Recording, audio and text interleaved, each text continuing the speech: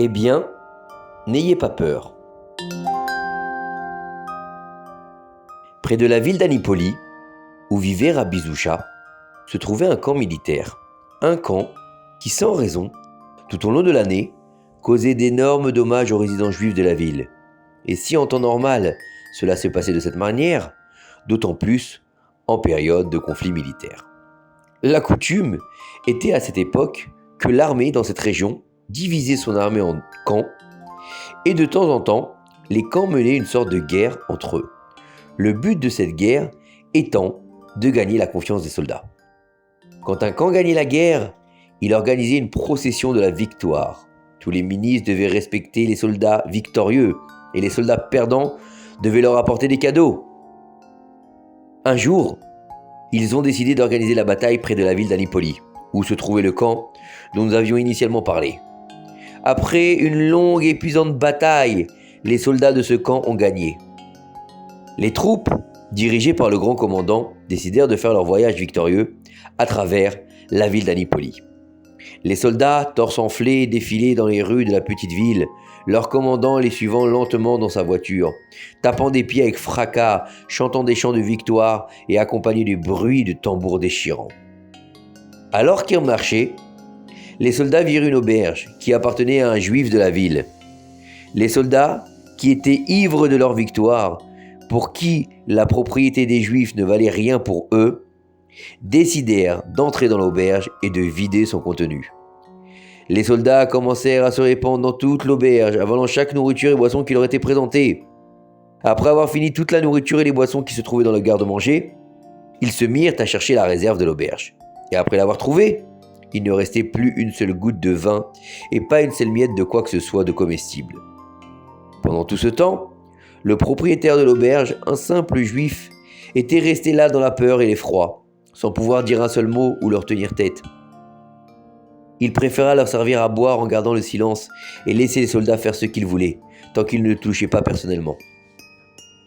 Après que les soldats aient fini le pillage de l'auberge à la manière des non-juifs ivres et mécréants, ils commencèrent à démonter et à briser les fenêtres et les meubles de l'auberge avec des rires tonitruants et diaboliques.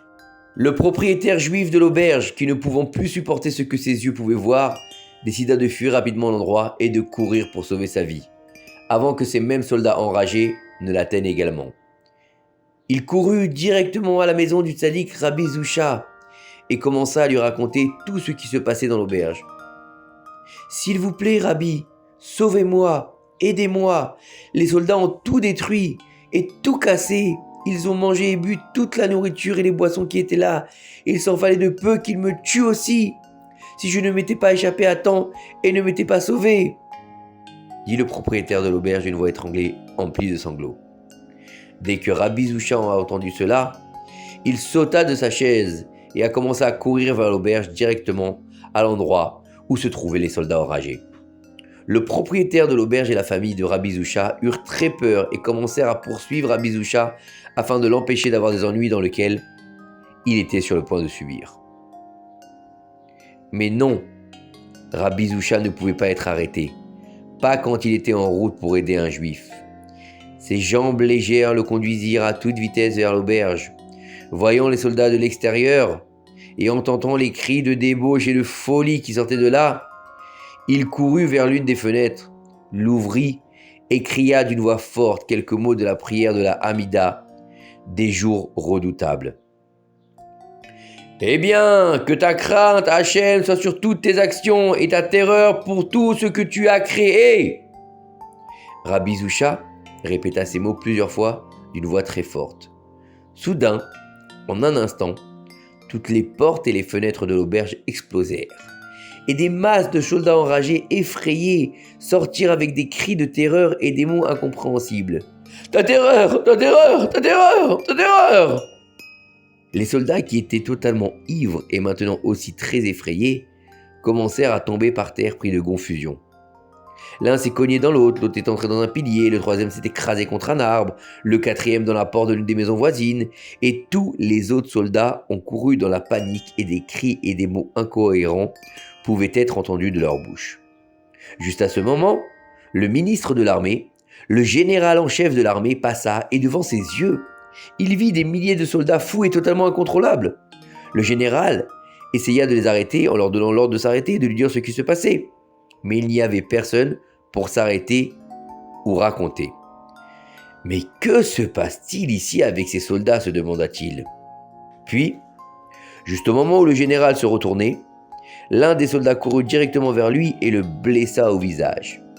Le général l'attrapa par le bras et lui ordonna de lui dire immédiatement ce qui se passait. Mais le corps ne prononçait que des mots incohérents. « Ta terreur, ta terreur, ta terreur !» Après que le général lui ait donné 2 gifles retentissantes, il réussit à réveiller le corps effrayé et à découvrir ce qui se passait ici. Après une courte heure, les soldats se sont calmés de la peur qui les saisissait et ont raconté ce qui s'était passé.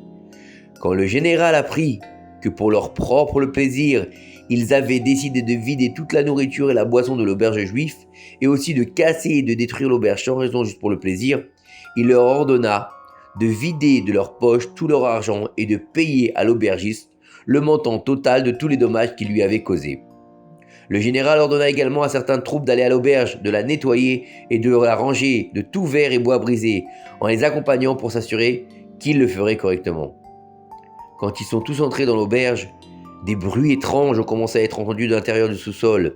Ils sont tous descendus au sous-sol, le général, les soldats et l'aubergiste, y ont trouvé un soldat de leur camp, roulant d'avant en arrière sur le sol du sous-sol, criant d'une voix forte et craintive.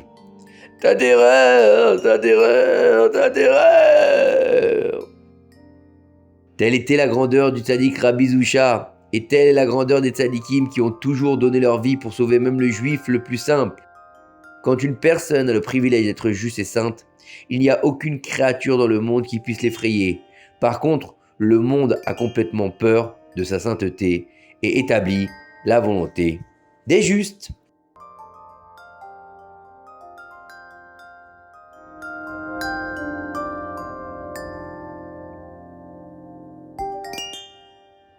Maintenant, chers enfants, il est temps de faire Shema Israël tous ensemble. Shema Israël, Adonai Eloheinu, Adonai Echad. Bonne nuit.